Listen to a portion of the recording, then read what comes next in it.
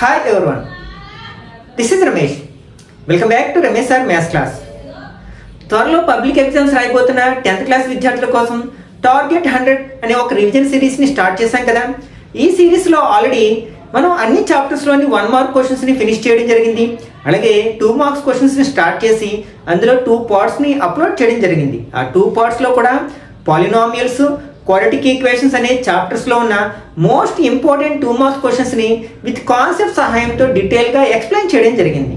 ఒకవేళ మీరు ఆ వీడియోస్ని మిస్ అయినట్లయితే వాటి యొక్క లింక్స్ని పైన కార్డ్స్లోను అలాగే కింద డిస్క్రిప్షన్లోను ఉంచుతాను, అక్కడి నుంచి చూడొచ్చు.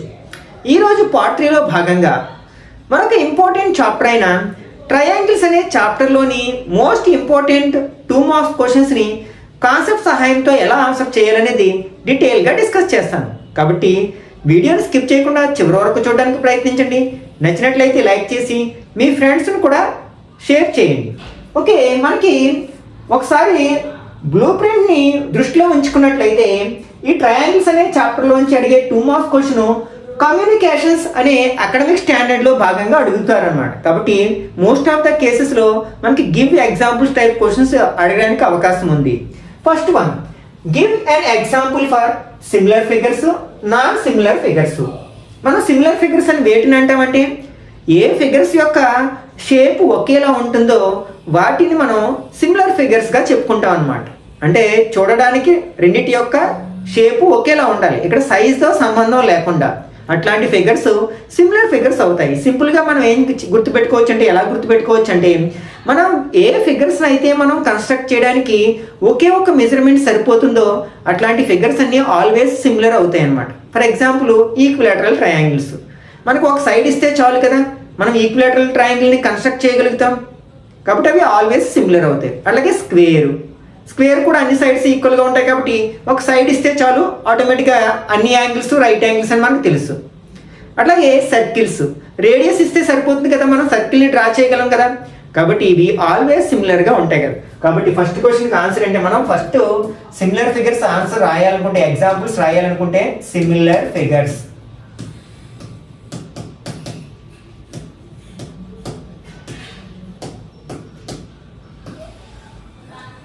అంటే equilateral triangles, 2 equilateral triangles.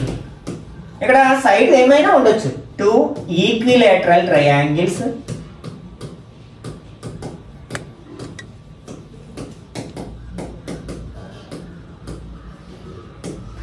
Next 2 squares of any sides అన్నమాట, 2 squares. Next 2 circles of any radii. వీటిని మనం సిమిలర్ ఫిగర్స్ గా చెప్పుకోవచ్చు అనమాట. వీటితో పాటు మనకి రైట్ యాంగిల్ ట్రయాంగిల్స్ లో ఐసోసెలస్ రైట్ యాంగిల్ ట్రయాంగిల్స్ కూడా మనకి ఆల్వేస్ సిమిలర్ ఉంటాయి అన్నమాట. ఓకే, అవి చూడడానికి ఒకేలా ఉంటాయి. అంటే హైపోటెన్యూస్ ఎలాగో మనకి డిఫరెంట్ గా ఉంటుంది, మిగిలిన 2 సైడ్స్ కూడా మనకి ఈక్వల్ గా ఉన్నాయి అనుకోండి, అప్పుడు అవి అంటే 2 ఐసోసెలస్ రైట్ యాంగిల్ ట్రయాంగిల్స్ కూడా సిమిలర్ గా ఉంటాయి. అంటే ఏదైనా మనకి స్టేట్మెంట్స్ లో అడగడానికి అవకాశం ఉంది, కాబట్టి దీన్ని కూడా మనకి గుర్తుపెట్టుకోవడానికి ప్రయత్నించండి. Isosceles right angle triangles are always similar. Next non similar figures.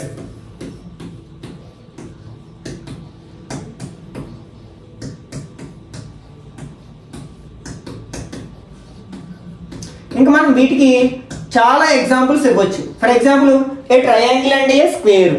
అసలు మనకి డిఫరెంట్ నెంబర్ ఆఫ్ సైడ్స్ ఉంటాయి కాబట్టి అవి ఎప్పుడు మనకి సిమిలర్ అయ్యే ఛాన్సే లేదు. కాబట్టి a triangle and a square.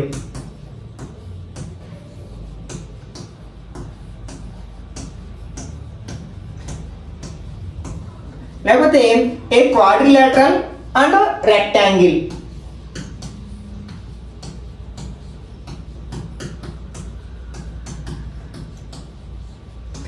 And a rectangle.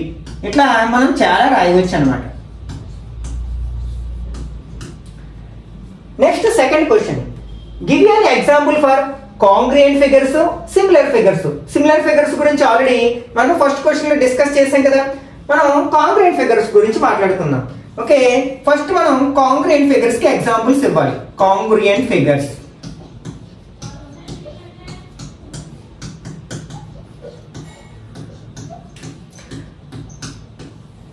మనం వేటిని కాంగ్రుయెంట్ ఫిగర్స్ అంటామంటే the figures which have same shape and size, అంటే షేపు అండ్ సైజు సేమ్ ఉంటేనే వాటిని కాంగ్రుయెంట్ ఫిగర్స్ అంటాం అనమాట. అంటే ఈ సిమిలర్ ఫిగర్స్ అన్నిటికీ షేప్ సేమ్ ఉంటుంది కాబట్టి వీటిని మనం కాంగ్రుయెంట్ ఫిగర్స్ కి ఎగ్జాంపుల్ గా చెప్పాలంటే 2 equilateral triangles of same side అని చెప్పొచ్చు, లేకపోతే 2 squares of same side, 2 circles of same radii, ఇట్లా చెప్తే అప్పుడు అవి కాంగ్రుయెంట్ ఫిగర్స్ కూడా అవుతాయి అన్నమాట.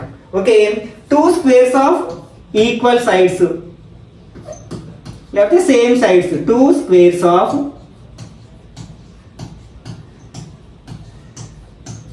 ఈక్వల్ సైడ్స్, అలాగే 2 circles of same radii,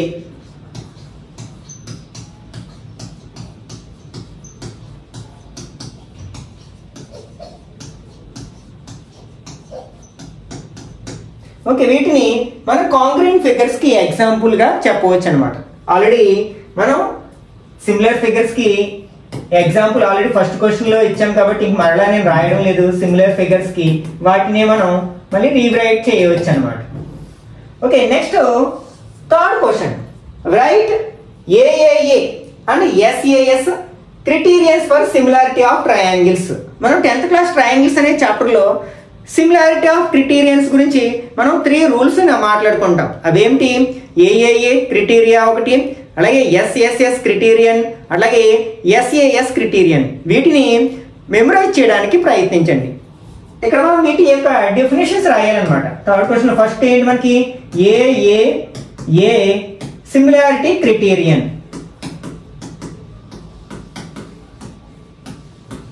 definition ఎలా రాయవచ్చు? If in 2 triangles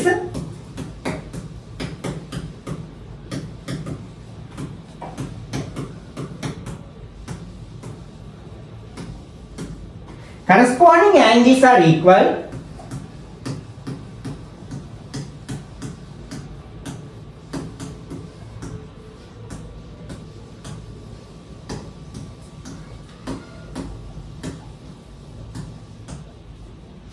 then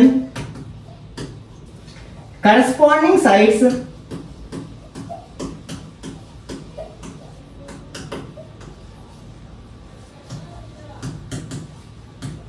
are in proportional రాయొచ్చు, లేకపోతే ఆర్ ఇన్ సేమ్ రేషియో, అంటే ప్రపోర్షనల్ గా ఉన్నాయని అర్థం అనమాట. And hence 2 triangles are similar.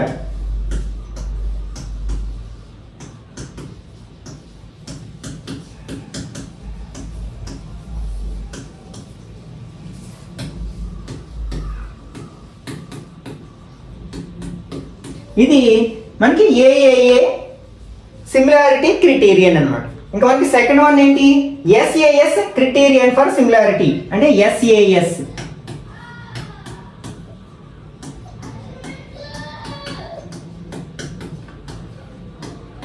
దీన్ని ఎలా మనం డిఫైన్ చేయొచ్చు? ఇఫ్ ఇన్ ఏ అంటే మనకి ఒక ట్రయాంగిల్ ఒక యాంగిల్, లేకపోతే if one angle of a triangle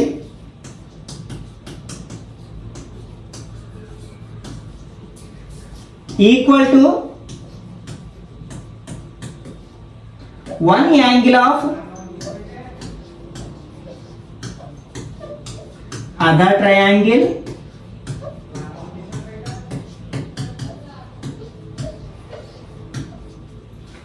and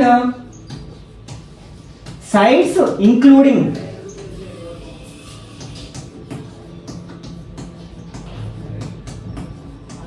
the equal sides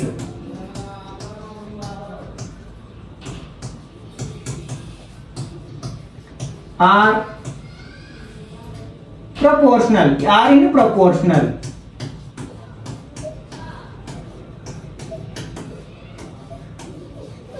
Then 2 triangles are similar.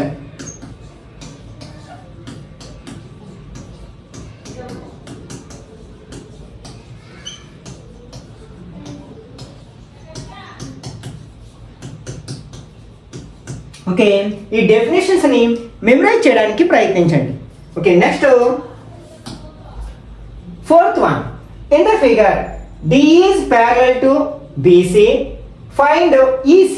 ఇక్కడ మనకి ఈ DE అనేది BC కి ప్యారలల్ గా ఉన్నట్లయితే మనకి EC యొక్క లెంత్ ని ఫైండ్ అవుట్ చేయమన్నారు అనమాట. ఇక్కడ మనం బేసిక్ ప్రపోర్షనాలిటీ థియరం ను ఉపయోగించుకుంటాం అనమాట. అంటే థియరం నెంబర్ 6.1, దాన్ని మనం థేల్స్ థియరం కూడా అంటాం. అక్కడ ఏం చెప్తుంది, మనకి ఏదైనా ఒక ట్రయాంగిల్లో ఒక సైడ్ కి ప్యారలల్ గా డ్రా చేసిన లైన్ అనేది మిగిలిన 2 sides ని ఒకే రేషియోలో డివైడ్ చేస్తుందని చెప్తుంది కదా. దాన్ని బేస్ చేసుకుని మనకు అడిగిన ఈసీ యొక్క లెంత్ ని ఫైండ్ అవుట్ చేయొచ్చు అనమాట. Okay, given in triangle ABC, మనకి ట్రయాంగిల్ ఏబిసిలో ఏమి ఇచ్చారు, DE is parallel to BC అని ఇచ్చారు. therefore by theorem 6.1 దీన్నే మనం ఏమన్నాం, బేసిక్ ప్రపోర్షనాలిటీ థియరం అన్నాం, లేకపోతే థేల్స్ థియరం అంటాం అన్నమాట. మనం ఏం రాయొచ్చు, AD by dB, AD by dB equal to AE by EC అని రాయొచ్చు కదా. ఇప్పుడు ఇచ్చిన వాల్యూస్ ని సబ్స్టిట్యూట్ చేసినట్లయితే ఇక్కడ ఏడి అంటే 1.5 by 3 equal to 1 by EC మనం ఫైండ్ అవుట్ చేయాలి. క్రాస్ మల్టిప్లికేషన్ చేసినట్లయితే 1.5 ఇంటూ ఈసీ అవుతుంది, అలాగే 3 1s are 3 అవుతుంది. ఈ 1.5 మనం RH లో ట్రాన్స్పోజ్ చేసినట్లయితే ఈసీ ఈక్వల్ టు 3 బై 1.5.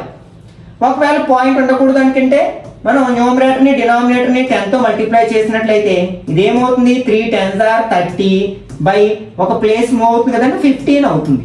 అంటే 15 టేబుల్ 30 లో ఎన్ని టైమ్స్ పోయింది, 2 times. therefore ఈసీ యొక్క లెంత్ ఎంత అవుతుంది అనమాట, 2 centimeters అవుతుంది అనమాట. ఈ విధంగా మనం థియరం నెంబర్ 6.1 సహాయంతో ఈ టైప్ ఆఫ్ క్వశ్చన్స్ ని ఆన్సర్ చేయొచ్చు అనమాట. Okay, next fifth one.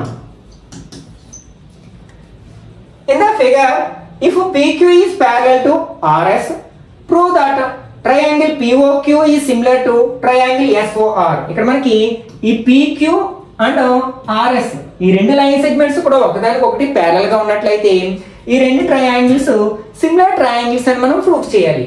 మనం వేటినైతే సిమిలర్ ట్రయాంగిల్స్ అని ప్రూఫ్ చేయాలనుకుంటున్నామో ఆ రెండింటిని కంపేర్ చేద్దాం. అంటే మనం సిమిలారిటీ క్రైటీరియన్స్ లో ఏదో ఒక దాన్ని బేస్ చేసుకుని ఆ రెండింటిని మనం సిమిలర్ అని ప్రూఫ్ చేయడానికి ప్రయత్నిద్దాం. ఇక్కడ మనకి in triangle POQ triangle SOR ఈ రెండు సిమిలర్ ట్రయాంగిల్స్ అని ప్రూఫ్ చేయడంలో మనం 9th క్లాస్ లో నేర్చుకున్న కాన్సెప్ట్స్ అనేవి సహాయపడతాయి అన్నమాట. 9th క్లాస్ లో మనం ఏం నేర్చుకుంటాం, ఏవైనా 2 ప్యారలల్ లైన్స్ ని ఒక ట్రాన్స్వర్సల్ ఇంటర్సెక్ట్ చేసినప్పుడు ఈ ట్రాన్స్వర్సల్ కి బోత్ సైడ్స్ ఉన్న ఇంటీరియర్ యాంగిల్స్ ఈక్వల్ గా ఉంటాయని వాటిని ఆల్టర్నేటివ్ ఇంటీరియర్ యాంగిల్స్ అని అంటాం కదా. ఇప్పుడు ఇవి రెండు ప్యారలల్ గా ఉన్నాయి. నెక్స్ట్ ఇది ఏంటంటే ట్రాన్స్వర్సల్ గా తీసుకున్నట్లయితే పిఎస్ ని, అప్పుడు మనకి ఇవి రెండు ఏమవుతాయి, మనకి ఆల్టర్నేటివ్ ఇంటీరియర్ యాంగిల్స్ అవుతాయి కదా.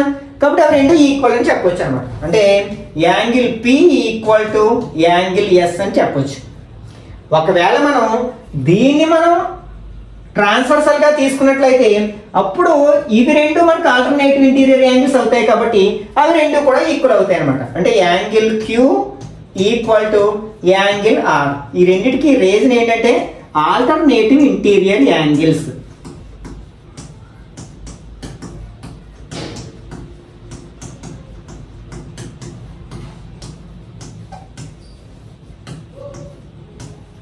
ఓకే, ఇక నెక్స్ట్ మనకి 2 యాంగిల్స్ ఈక్వల్ గా ఉన్నాయి కాబట్టి ఏదైనా మరొక యాంగిల్ ఈక్వల్ గా ఉన్నట్లయితే లేకపోతే ఈ రెండు యాంగిల్స్ ఆటోమేటిక్ గా థర్డ్ యాంగిల్ మనకి ఈక్వల్ అయిపోతుంది. ఎందుకంటే some of the 3 angles of a triangle is 180 degrees. కాబట్టి ఈ ట్రయాంగిల్ లో 2 యాంగిల్స్ మరొక ట్రయాంగిల్ లో 2 యాంగిల్స్ కి ఈక్వల్ అయినప్పుడు ఆటోమేటిక్ గా థర్డ్ యాంగిల్ కూడా ఈక్వల్ అయిపోతుంది. ఆఫ్ కోర్స్ మనం ఇంకొకటి కూడా అప్లై చేయొచ్చు. మనం 9th క్లాస్ లో ఇలా 2 లైన్స్ ఇంటర్సెక్ట్ చేసినప్పుడు ఇక్కడ 4 యాంగిల్స్ ఫామ్ అవుతాయి కదా. వాటిలో కామన్ వెర్టెక్స్ ఉండి కామన్ ఆర్మ్ లేని యాంగిల్స్ ని వెర్టికల్ యాంగిల్స్ అంటాం. అవి ఆల్వేస్ ఈక్వల్ గా ఉంటాయి. ఇక్కడ మనకి పిఎస్ అండ్ క్యూఆర్ రెండు ఇంటర్సెక్ట్ చేసినప్పుడు ఇక్కడ ఈ ఫామ్ అయిన ఈ రెండు కూడా వెర్టికల్లీ ఆపోజిట్ యాంగిల్స్ అవుతాయి కాబట్టి అవి ఆల్వేస్ ఈక్వల్ గా ఉంటాయని చెప్పొచ్చు అనమాట. అలాగే angle POQ equal to angle SOR. ఇది దీనికి రీజన్ ఏంటంటే వెర్టికల్లీ ఆపోజిట్ యాంగిల్స్ లేకపోతే వెర్టికల్ యాంగిల్స్ అని కూడా అంటారు. వెర్టికల్లీ ఆపోజిట్ యాంగిల్స్ మనం ఇంతకు ముందే చెప్పుకున్నాం కదా సిమిలారిటీ క్రైటీరియన్స్. వాటిలో first triangle 3 angles, second triangle corresponding angles కి ఈక్వల్ అయింది కాబట్టి ఈ రెండు సిమిలర్ ట్రయాంగిల్స్ అని చెప్పొచ్చు అనమాట. దేర్ఫోర్ ట్రయాంగిల్ POQ ఈ సిమిలర్ టు మనం అదే ఆర్డర్ లో రాయాలి. P దేనికి సమానము S కి సమానం కదా అంటే ఫస్ట్ S రాయాలి. అలాగే Q దేనికి సమానము R అంటే చివరిలో R రాయాలి. అలాగే ఇక్కడ O దగ్గర ఉన్న యాంగిల్స్ రెండు అంటే SOR అన్నమాట. ఇక్కడ ఏ క్రైటీరియన్ ఉపయోగించాం AAA సిమిలారిటీ క్రైటీరియన్. దీన్ని బేస్ చేసుకుని ఆ రెండు ట్రయాంగిల్స్ మనం సిమిలర్ అని ప్రూఫ్ చేసాం. Okay next write the similarity criterion for the following similar triangles and write in the symbolical form. ఈ రెండు మనకి సిమిలర్ ట్రయాంగిల్స్ అయితే ఏ సిమిలారిటీ క్రైటీరియన్ ని బేస్ చేసుకుని ఈ రెండు మనకి సిమిలర్ ట్రయాంగిల్స్ అని చెప్పవచ్చు. అలాగే వాటిని సింబాలికల్ గా కూడా రాయమంటారు అనమాట. ఇక్కడ మనకి క్లియర్ గా యాంగిల్స్ ఇచ్చారు కాబట్టి ఆ యాంగిల్స్ ని బేస్ చేసుకుని ఏవి సిమిలారిటీ అని చెప్పొచ్చు అనమాట. అంటే ఏ సిమిలారిటీ క్రైటీరియన్ ఉపయోగించి ఆ రెండు ట్రయాంగిల్స్ ని ఒకసారి కంపేర్ చేసినట్లయితే ఇక్కడ ట్రయాంగిల్ ABC కాబట్టి ట్రయాంగిల్ PQR ఏ యాంగిల్స్ ఈక్వల్ చూద్దాం. Angle A equal to angle P ఒక్కొక్కటి ఎంత 60 degrees వాడే ఇచ్చాడు. అలాగే angle B equal to angle Q each one 80 degrees. అలాగే angle C equal to angle R each one 40 degrees. అంటే first triangle లో 3 angles వచ్చి సెకండ్ ట్రయాంగిల్ లో 3 యాంగిల్స్ కి ఈక్వల్ గా ఉన్నాయి కాబట్టి ఇవి రెండు మనకి సిమిలర్ ట్రయాంగిల్స్ అవుతాయి. దేర్ఫోర్ ట్రయాంగిల్ ABC ఈ సిమిలర్ టు ట్రయాంగిల్ A దేనికి సమానము P, B Q కి సమానము, C R కి సమానము. ఇక్కడ ఏ క్రైటీరియా అంటే AAA similarity criterion.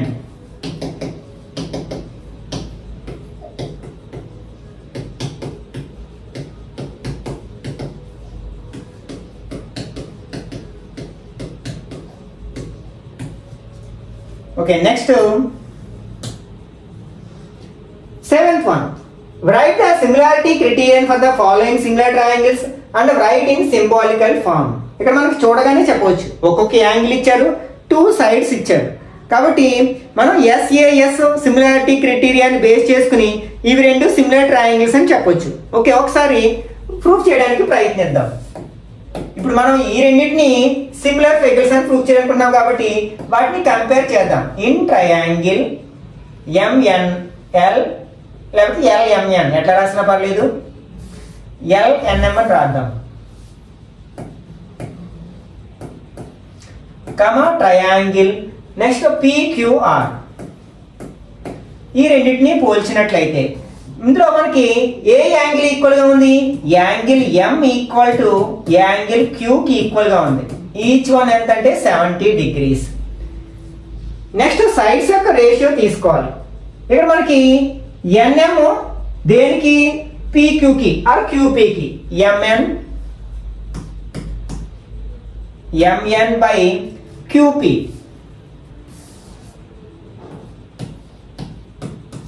Equal to MN value ఎంత 2.5 బై QP వాల్యూ ఎంత 5. ఒకవేళ మీకు ఇక్కడ పాయింట్ ఉండకూడదంటే న్యూమరేటర్ లోని డినామినేటర్ లో 10 తో మల్టిప్లై చేసినట్లయితే ఇది 25 అవుతుంది, కింద 50 అవుతుంది. 25 టేబుల్ 1 టైము 2 టైమ్స్ అంటే 1/2 వచ్చింది. నెక్స్ట్ మిగిలిన 2 సైడ్స్ ఇక్కడ ML and QR ML by QR equal to ఇక్కడ ML ఎంత 5, QR ఏమో 10. 5 టేబుల్ 1 టైము 2 టైమ్స్ అంటే 1/2. ఇక్కడ చూడండి ఒక యాంగిల్ ఈక్వల్ గా ఉంది, వాటి యొక్క ఇంక్లూడెడ్ సైడ్స్ యొక్క రేషియో కూడా ఈక్వల్ గా ఉంది కదా. అంటే here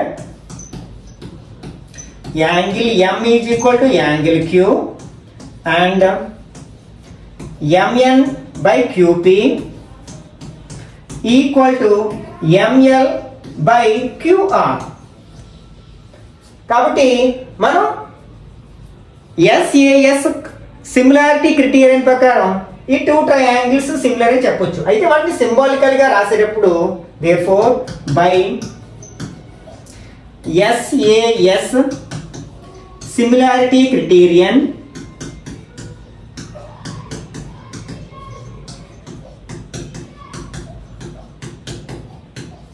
triangle first the LMN అని రాసాం ఓకే, కానీ సెకండ్ రాసేటప్పుడు మనం కేర్ఫుల్గా రాయాలి.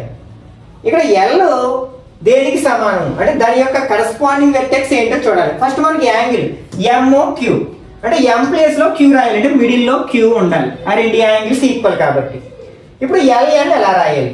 ఇప్పుడు మనకి LM LMN దేనికి కరస్పాండింగ్ సైడ్? మనకి QR కి కరస్పాండింగ్ సైడ్ కాబట్టి ఇక్కడ R ఇక్కడ ఉండాలన్నమాట. ఇంకా థర్డ్ లెటర్ ఏంటి? P. ఇప్పుడు చూడండి corresponding sides corresponding angles equal గా వస్తాయి, కరస్పాండింగ్ సైడ్స్ ఒకే రేషియోలో ఉంటాయి. LM by RQ LM by RQ 1/2 వచ్చింది. అలాగే MN by QP 1/2 వచ్చింది. అలాగే యాంగిల్ M యాంగిల్ Q కి ఈక్వల్ గా ఉంది కాబట్టి ఈ ఆర్డర్ని మిస్ అవ్వకూడదు అనమాట.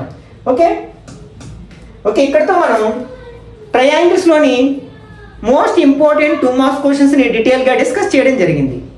ఈ వీడియో నచ్చినట్లయితే లైక్ చేయండి, అలాగే మీ ఫ్రెండ్స్ కూడా షేర్ చేయండి. ఇట్లాంటి మరిన్ని వీడియోస్ కోసం ఛానల్ సబ్స్క్రైబ్ చేసుకుని రెగ్యులర్ గా ఫాలో అవ్వండి. నెక్స్ట్ వీడియోలో మరొక చాప్టర్లోని మీ మోస్ట్ ఇంపార్టెంట్ 2 మార్క్స్ క్వశ్చన్స్ ని ఎలా ఆన్సర్ చేయాలో డిస్కస్ చేద్దాం.